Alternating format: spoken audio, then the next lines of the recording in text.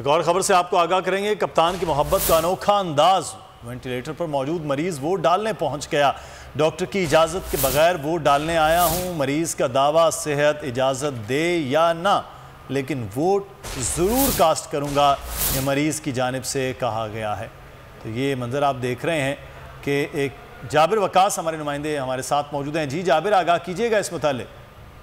جی بالکل، ایک جو ہے 22 سالہ یہ عبد الوحید ہے جو کہ یہاں پہ ووٹ ڈالنے پہنچا ہے، اور اس کے ووٹ ڈالنے کے جذبے کو تو آپ دیکھ ہی سکتے ہیں کہ کس طرح وہ کس سچویشن میں ہے، اور ایک بڑی جو وہ ریئر قسم کی جو ڈیزیز ہے اس میں یہ مبتلا یہ شخص ہے، لیکن جو وہ اس کے باوجود اس حالت میں بھی وہ ووٹ ڈالنے پہنچا ہے، جسے مسل ڈسٹرافی کہتے ہیں، اس جو ان کی بیماری ہے، اور حلقہ 167 ہے جہاں پر یہ ووٹ کاسٹ کرنے پہنچے ہیں، اور ان کا کہنا ہے کہ اجازت کے بغیر آئے ہیں۔